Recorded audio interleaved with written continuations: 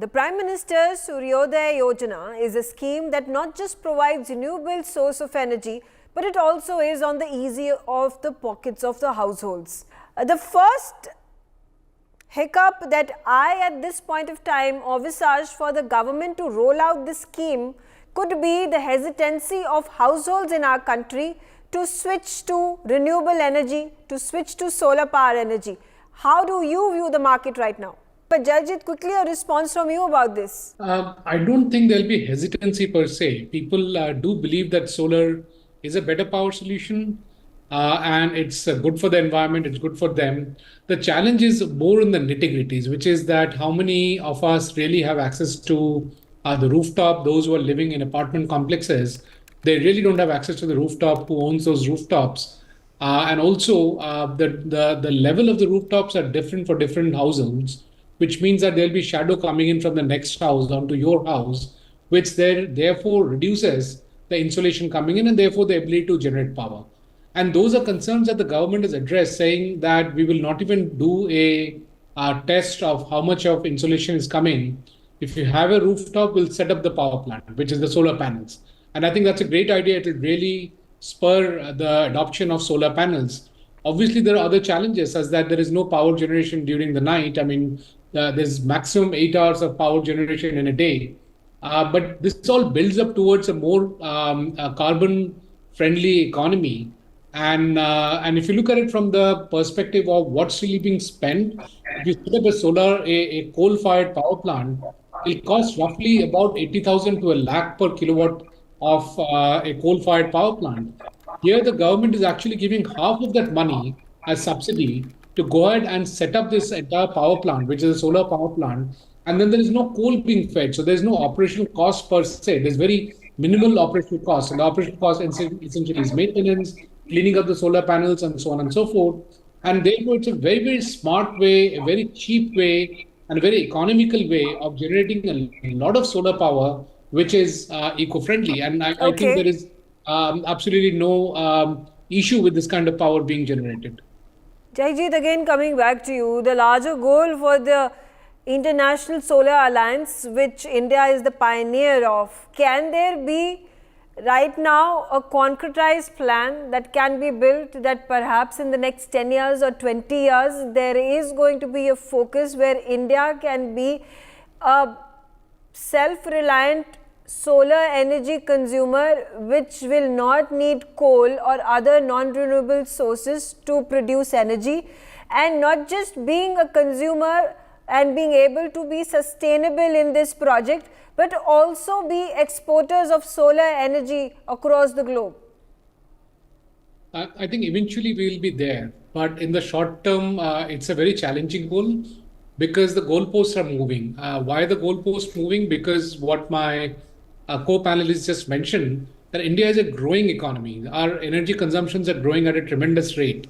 So we would need all kinds of energy. We will not be able to do away with coal for now, but we are rapidly ramping up our renewable sources of energy and moving away from the non-renewable ones. So do keep in mind that for every 1 megawatt of coal-fired power that we are replacing with solar, we need to generate 3 megawatt of solar, because solar can work for only 8 hours. So you would need to have the 3 times the number of panels to be able to match what solar is, what coal-fired plants are able to generate, or for that matter, what hydel plants are able to generate. Now, we also know that hydel plants have a challenge. They also seem to have an environmental issue. They are apparently the cause of earthquakes and so on and so forth. Solar turns out to be the cleanest in terms of its deployment. But the solar manufacturing also is a very polluting industry. And having said that, we are still reaching self-sufficiency in solar panels. There are many investments that are coming in solar. As we speak, solar cell plants are coming up. A lot of manufacturing plants are coming up. So for sure, we definitely see a path towards complete self-sufficiency, complete Atmanirbhar in solar.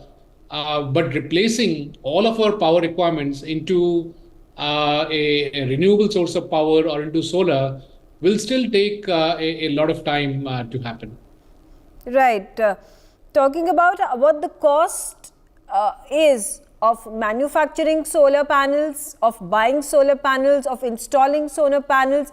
Also then we'll have to completely change the way the renewable energy capacity utilized by a particular household is calculated, is measured as well. So this, you think this, is there enough infrastructure currently, or are we at this point of time also towards creation of such infrastructure?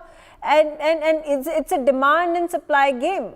The more the demand, the larger the supply, the larger the manufacturing, the larger jobs that are created, the larger the manufacturing hubs that are created, and vice versa. You're absolutely right. The demand is almost infinite at this stage in that sense, because we would need gigawatts and gigawatts of energy. We're roughly at 400 gigawatts of energy that the country is generating, out of which renewable energy is still a very small proportion. We do need to replace all the coal-fired plants, and therefore all of this and the future energy requirements has to come from sources such as solar. So we should be targeting about 800 gigawatts of power being generated in the next 5 to 10 years. And therefore, as I mentioned, the demand is almost infinite. It depends on how much we can manufacture. And also, if we can't manufacture, that still does not mean that we do not deploy solar. If we need to import, we need to import. But clearly, the focus should also be to make sure that we can manufacture as much as possible domestically. But it's important that our source of power is cheap, because that gives us a competitive advantage. Every industry gains from a cheaper source of power, and solar is definitely turning out to be cheaper than coal-fired over a period of time, over its entire lifetime. It has a much lower cost of maintenance, and obviously the environmental effects are almost a bonus. You see, the industry is adopting solar not because it is environmentally friendly, it is because it's turning out to be cheaper. And environmental friendliness is almost a byproduct. Whereas for the rest of the society, it's an environmental friendliness which is more important than the cost of solar. What this government has done is a very, very smart move through this solar offering, where they're actually paying less than what would be costing the government or anyone else in setting up a coal-fired plant. As I mentioned, a coal-fired plant costs about 83,000 to 90,000 rupees per kilowatt, whereas here the government is giving about 50,000, 60,000 rupees, I think a maximum of 60,000 rupees for 3 kilowatts. And that's all that the government is spending. Mm-hmm. In terms of land, that's coming free because the rooftop is coming free. So the consumer gains, the citizen gains, the government gains, the environment gains. It's a complete win-win situation that has been created out of this particular project. Jaijit, also this particular scheme is targeted to certain households, the certain income groups. So how is that going to help our economy? How is that going to help our solar generation capacities, keeping in mind that larger percentage of the population, of course, is of a certain segment? So I'm not completely aware of what is the segmentation of this particular target population that is happening.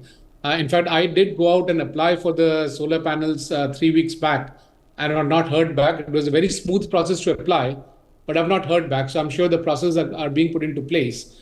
But personally, I believe if there is segmentation, then all segments of the population do not have access to rooftops. So we end up limiting the impact of this particular program. And therefore, I need to see what the segmentations are. I'm not fully aware of it. Yeah, and then there are a number of these resident welfare societies, housing societies, who are also being given subsidies. So if there are households, or if you're living in apartments or flats within a particular society, it is then becomes the responsibility of the society to put up solar power plants and solar panels, and then transfer the electricity that is derived out of solar energy into the households. Now, how complicated and complex the system it is, and how long will this infrastructure building will take to ensure that the largest number of households, largest number of housing societies are able to avail of this facility?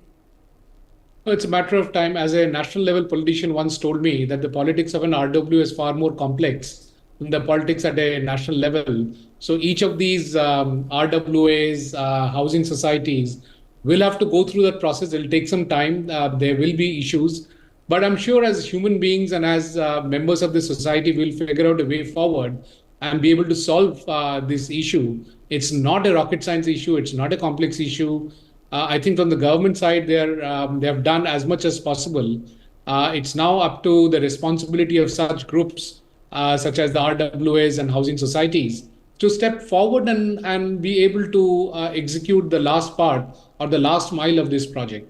And there isn't much that the government can do because they don't own these roofs. Now, if it's a personal rooftop, then there is absolutely no issue. And I have a rooftop and I'm happy to give it away for anything that the government wants to do in terms of clean energy generation. But if it's a common facility, then clearly those challenges come into place and the social dynamics comes into place. Not only that, there will also be an issue in terms of maintenance of the panels, which is who maintains it if it's a common property, because unless the dust is removed from the solar panels, the ability for the solar panels to generate power will come down significantly, and therefore the investments will go waste.